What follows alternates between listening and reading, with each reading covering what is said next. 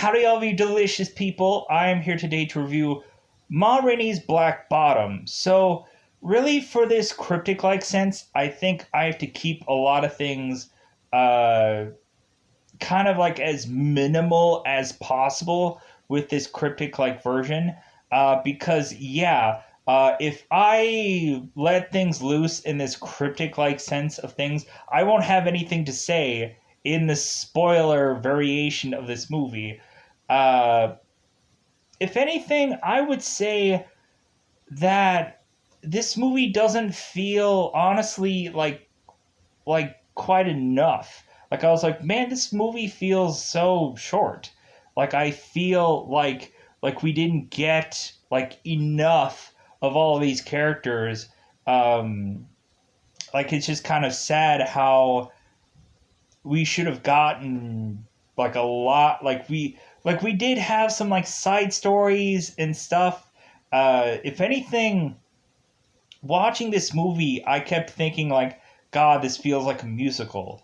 Like, God, this feels like a Broadway like musical. Like, I could see how like somebody could take this movie and make a musical out of it. Like, I can see exactly how shot for shot how they could do this, and it would be easy. Or it probably had been some musical or Broadway or whichever for however long, and then they just ended up like, well, how about we make a movie out of this? So I think uh, the most fascinating thing with this movie is gotta be Ma Rainey herself. I was like, man, like this character is so fascinating, and to try to hear her not only story, but to try and have this woman trying to, let's just say, nickel and dime um, people for everything. Like, if they do not do what she says, or she has to go and say it over and over and over again, then she is just going to walk out. She is just going to leave. Like, it kind of sets a precedent for every single time that this person in future doesn't get what she wants. Well, then, like, she knows all good and well that it's like, well, hey, I've asked for these things before. Like, I should be getting them now. And so Viola Davis and Ma Rainey is just a really interesting character. We also have Levy, who has this kind of range of emotion. There is some kind of back and forth things going on with Levy that I thought was really fascinating within this film. How we have this character at points like doing this kind of camaraderie thing, kind of asking some of the other band members like, well, hey man, like what are you doing? Like, where is your focus at? Like, what's going on? And we also have Levy, who is hearing stories of other people, and it's like, well, hey, like that story affects me because of what my backstory is, and so on and so forth. Like, I feel like we honestly don't get enough information of these characters within this film. I think it's really interesting how Levy comes into the fray, into the scene, with him having this goal already set in his head, that he knows that he is going to be this big, successful person, and that he knows he's going to make it. He's going to break out. He's going to be able to uh, have this record uh, record guy uh, go and love all of his music and want to be able to sell this out to whoever. And so that is a very interesting story that eventually unfolds towards this movie, where we just have this consistent buildup of Levy just like having all of these hopes and dreams and all these things. And it's really interesting with this being a time period piece, how we are seeing that like a pair of shoes costs like 11 cents or something to buy. Or like a Coca-Cola like cost a quarter or something along those lines. Like it's really interesting to see simple money being haggled over during this time period, and I just think it's so uh, I just think it's so fascinating within this movie. So with that said, I think that's all that I got. For this being on Netflix, I was like, wow, this is on Netflix? That's kind of interesting because, like, the way that I thought in my mind of which I was like, this has got to be some, like, theater movie that got released and whichever. And, like, I didn't think that this went to, like, straight Netflix. I thought it was like an Amazon or, like, a big, huge early access movie that I wouldn't have been able to see and it would have been severely difficult. But then I found out, oh, it's on Netflix. Well, that's great. Like, good, I get to watch this then. So going into this, check this out on Netflix. You can see what I've thought about this movie. Uh, like, really, to me, there was quite a bit of time where we have a certain word that is consistently being used between people, and some people might be comfortable with a certain word being used, and some people may not. Uh, and I will not pronounce what this word is or whichever. If anything, people could probably go into this movie and figure out what that word is.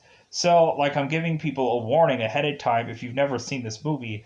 Uh, there is seemingly a word that seems to be tossed around a lot between people uh, quite frequently because that's just, I guess, their comfort zone. So, with that said, I think that's all that I have to say in this. Like, this movie is really light. This movie is not like, man, that's it. Like that's kind of how I felt about the movie because I'm like, man, I felt like we just got started with getting to know everything about these people. Like, I was just like, wait a minute, like, could I get a little bit more? Like, I'm like really fascinated with all these people, and like I felt that there was just this like start and stop thinking thing going on with this movie where it was kind of a delay and a start and stop thing going on with here, and it was just like, okay, like, when are we going to get this engine really rolling, and when are we going to start to really see uh like these people in their element? And then like uh it never got past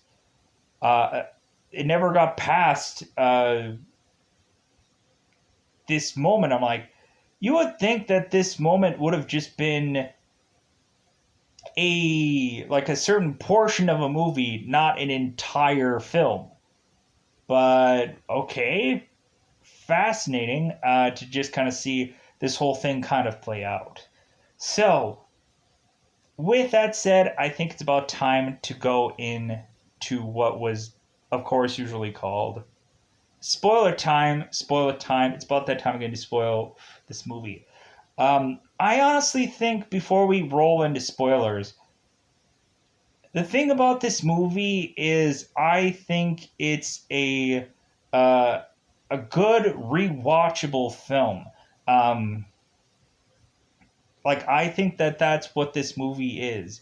It's a rewatchable film that you want to go back, and every single time there's these little nuggets and these little kernels of like stories and uh, like things that you can invest within most of these characters to want them all to succeed at the end, and you hope they all do. So, with that said, uh, there is going to be quite possibly maybe me trying to skirt around like some stuff within this movie. and because reasonably there's some like lines and stuff like that that I'm gonna probably just say like, hey, go ahead and watch this kind of film. Plus, there's also like to me like a lot of the dialogue gets kind of quickly lost on me through a bulk of this movie because we have it to where like some of the dialogue is just like, oh, okay, well, here's another story. Like, here's another thing to go on here. Hey, here's another. Like, I was kind of like, I was thinking that, like, this thing was just going to be a small portion of this movie. And I thought, oh, okay, well, then I'll get to the part that I can really, like, and truly go, like, oh, okay, like, I'm going to really invest in these characters. But, like, it just seemed like this movie just kept going on and on and on and on. And then I was like, wait a minute. So we're going to do this entire movie all in this one area. I was like, okay, wait. I was like, what? Like, it kind of caught me off guard to where I was just like, wait a minute. Like, I thought, like, the whole entire movie wasn't going to be done in one environment. I thought, like, I could easily invest with these people in certain other locales and locations.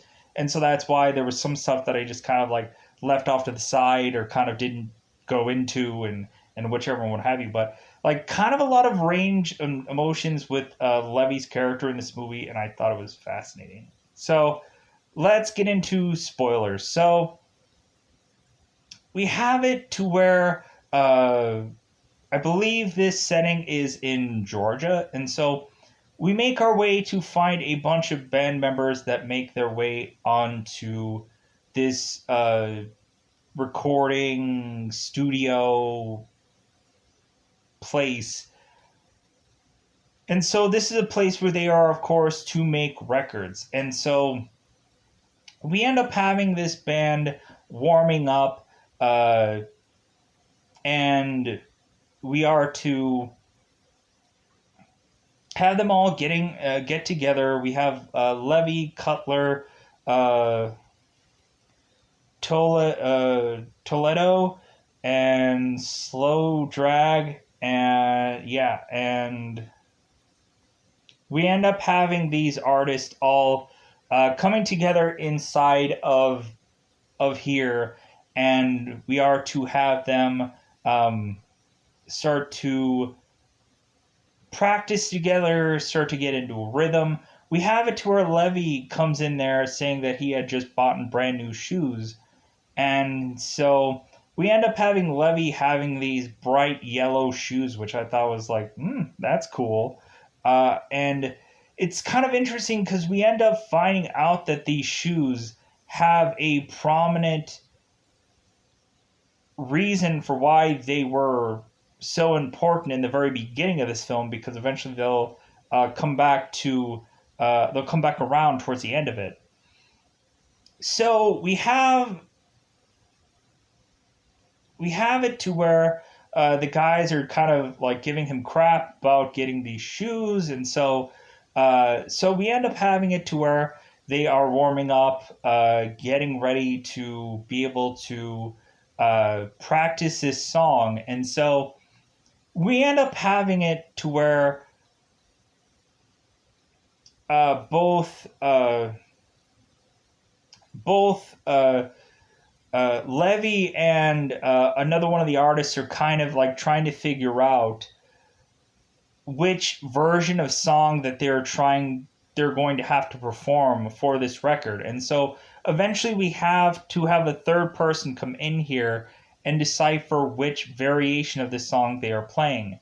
And we end up finding out that they end up going with Levy's version of this song because it seems to be much more of a dancing song, and it seems to much more pop than the other version that is written of this song. And so we have this this warming up, this performance of this band, and so now we end up having Ma Rainey coming in.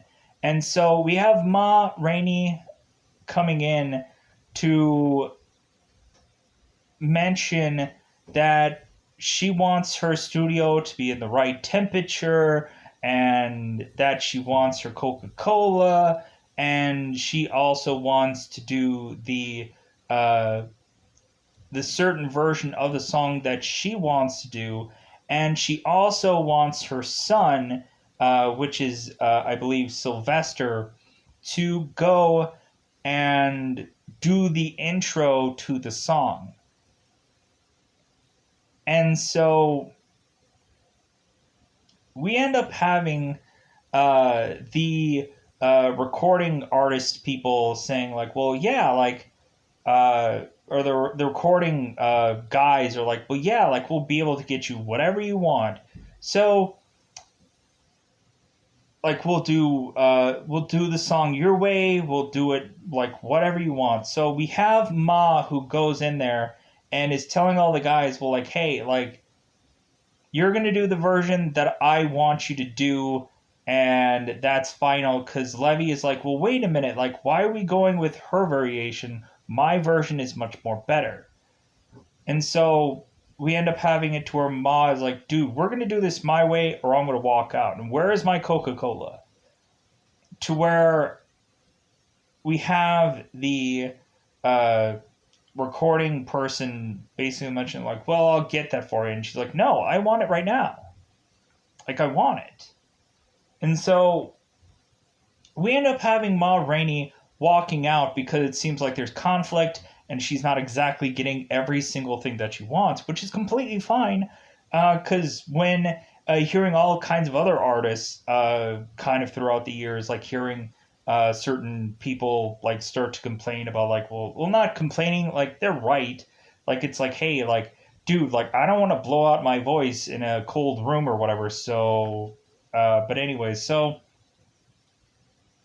like I think Ma was complaining about that she wanted a fan in the studio because it's getting too hot, but it seems that the guy that's doing the record had, I guess, messed up and had mentioned that the recording studio was too cold. I'm like, wait a minute, like, no, like, Ma said that she wanted a fan in there, and so I guess they messed up that line. Maybe it was done out of maybe it's done out of frame or whatever. So like they probably fudged up the line and probably didn't even realize that because they're like, nah, we don't care about it. It's just the performance over whatever. But it just bizarrely stuck out to me.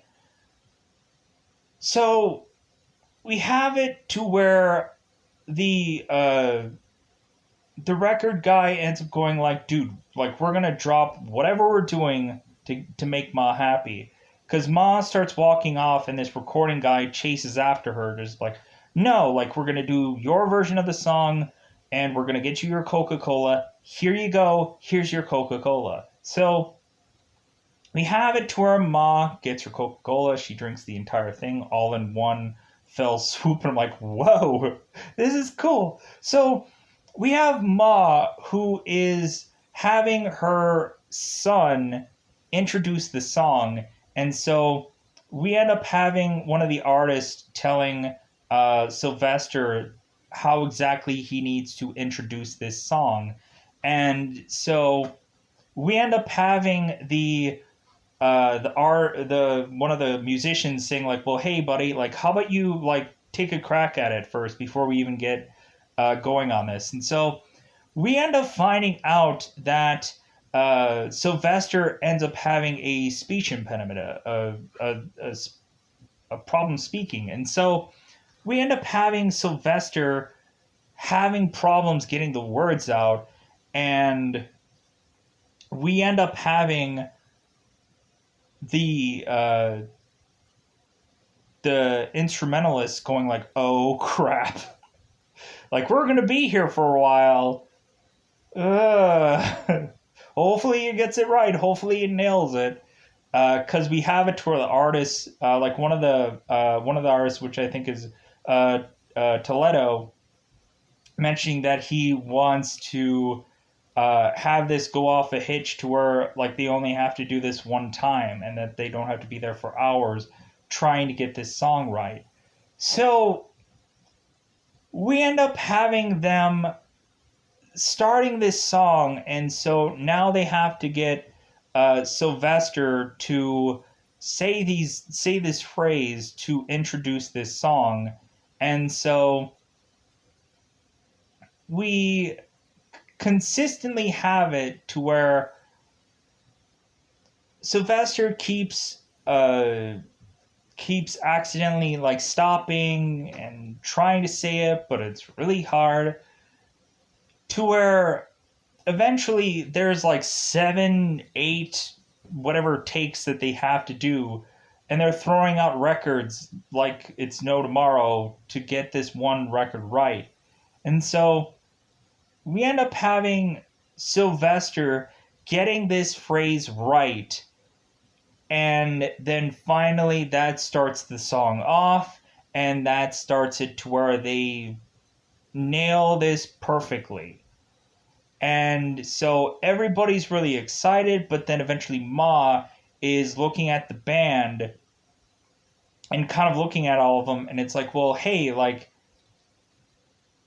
what were you doing like during here? Like, why were you putting so many notes uh into this part of my song? Like, why were you uh why were you doing this way? Why were you doing it that way? And so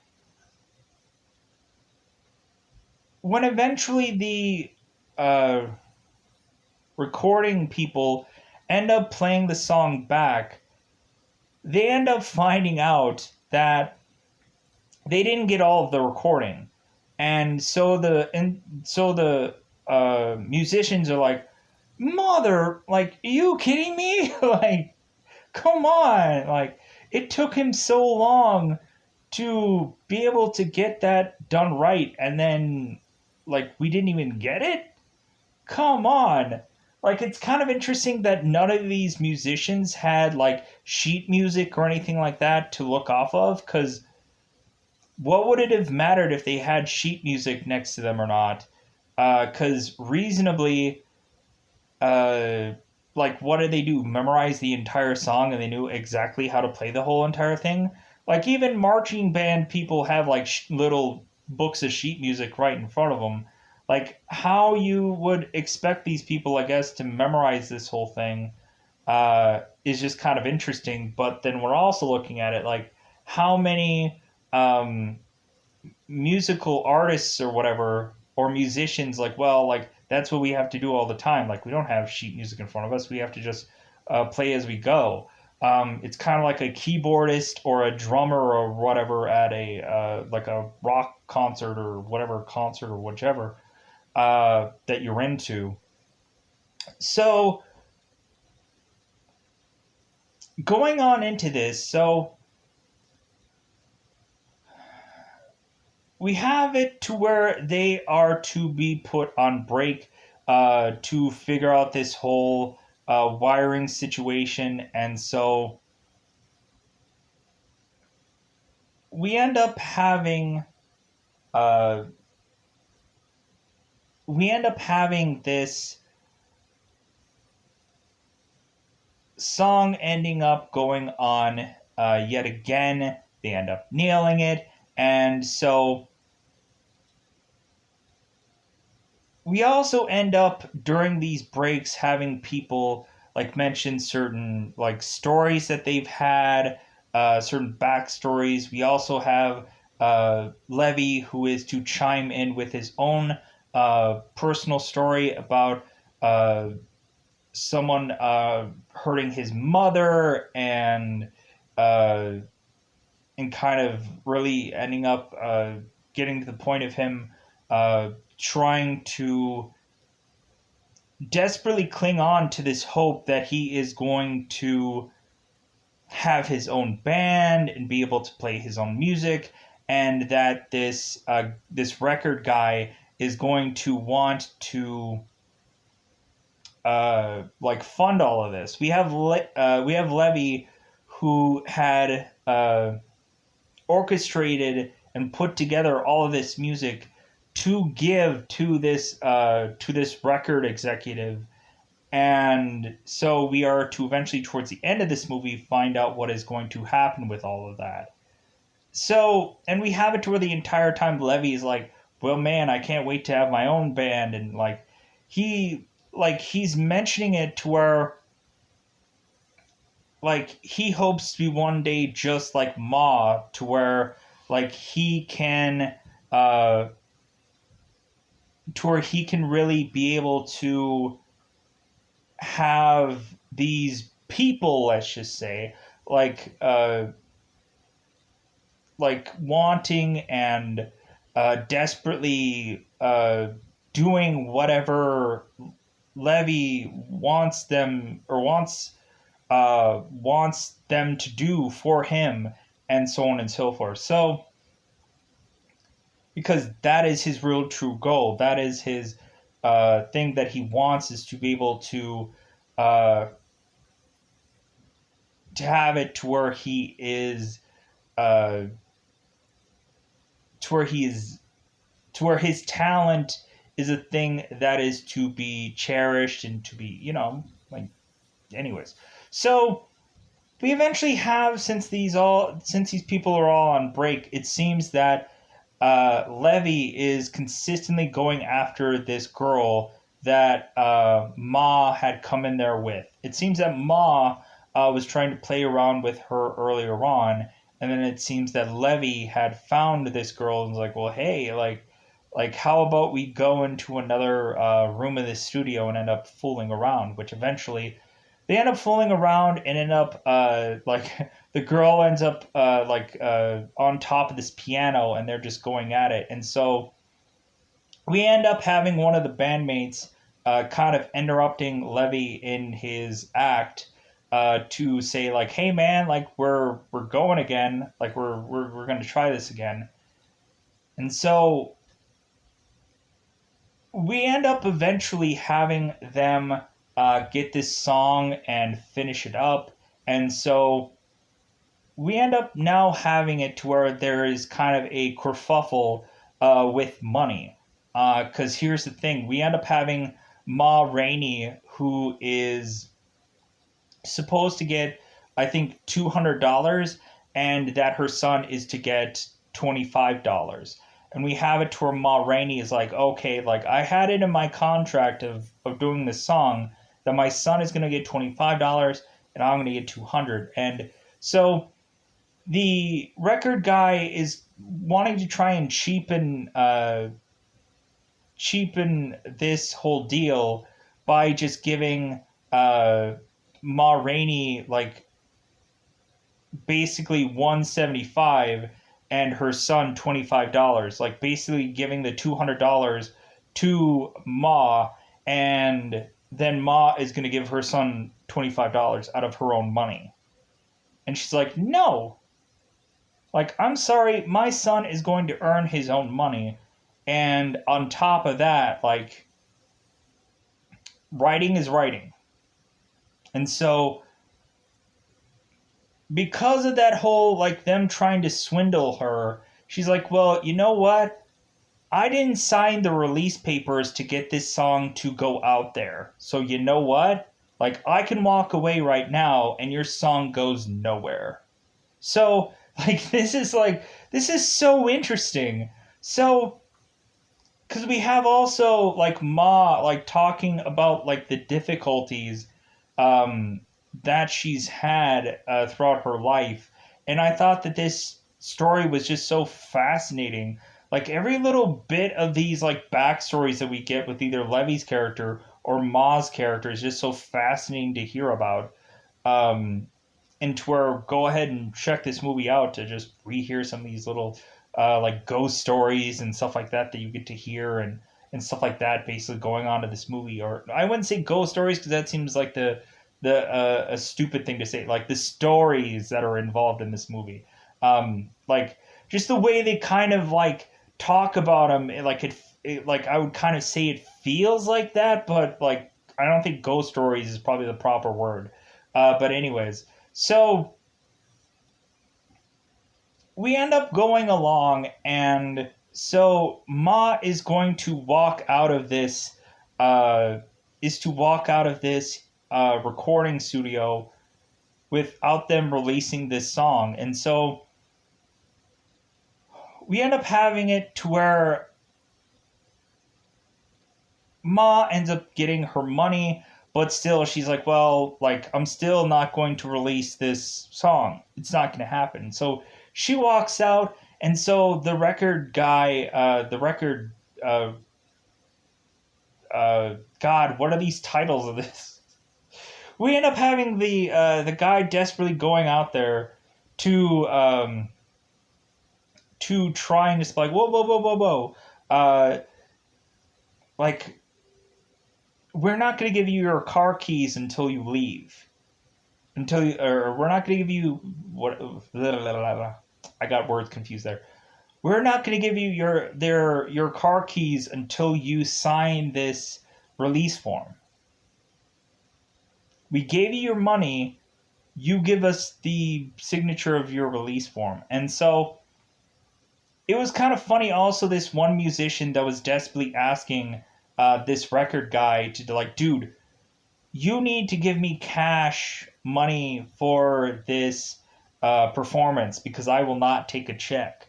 Like, supposedly they had to go to like Timbuktu to be able to figure out exactly where to cash this check because nobody trusts anybody with a check uh, because I guess these musicians were to assess or to assume that like this person would have stole this check from somebody.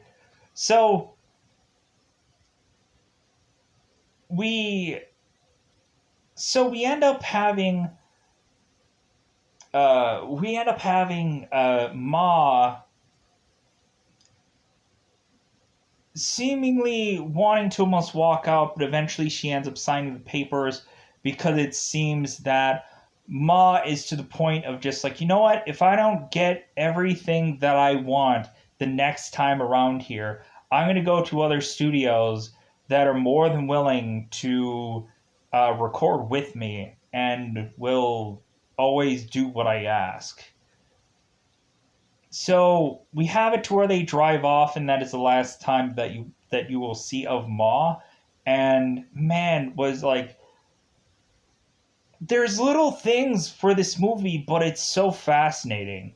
So we have Levy, who is to talk to the more head honcho guy that is at some points trying to be like the litigator of some of these artists, and so we end up having Levy talk to the guy that he had given his papers of these songs, and we have Levy who's like, okay, well, like, I should be up next to perform all of my music, right?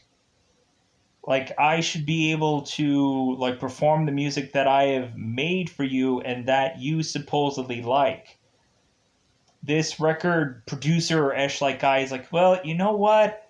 Like, I really don't like this. I don't really like this music. Like, I don't really exactly like it. There's something about it that just, like, I feel like this guy is trying to swindle Levy out of performing this music and eventually maybe recycling it somewhere down the road without his real knowledge.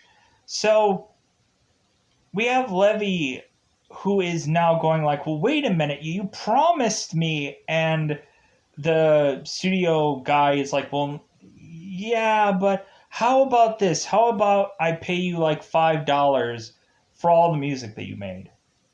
And we'll just call it that. Like, you won't perform any of it, you won't whatever. And like, Levy's desperately like, well, wait a minute, like, I have some really good guys that could be able to perform this music really well. Like, maybe what you're seeing on paper, like, really isn't the whole picture. Like, if we perform these songs for you, it'll be all the different. And we have this guy who's like, no, I'm sorry. Like, I just do not have any interest in seeing you perform these songs. I just have no interest. So we end up having it to where Levy is just now crushed, that his dream is just now crushed. And so we end up having Levy kind of going and getting prepared to leave for the day. And so we end up having it to where eventually one of the people accidentally step on Levy's toes. And for Levy, this is like the last straw. Because Levy had just got these brand new shoes and now there is a scuff mark on it. So Levy is now just livid. And so Levy is now arguing with this guy who had stepped on his foot, and the guy who had stepped on his foot is just like, dude, I'm sorry. Like, I'm sorry that I accidentally scuffed your shoe. Like, what do you want from me? I've apologized. What do you want? And so we end up having Levy who just can't let go that his shoe was scuffed. And so we end up having Levy going and grabbing this guy and stabbing him in the back and killing him. And I'm like, wait a minute, what? I'm like, wow, this movie escalates. Wow, okay.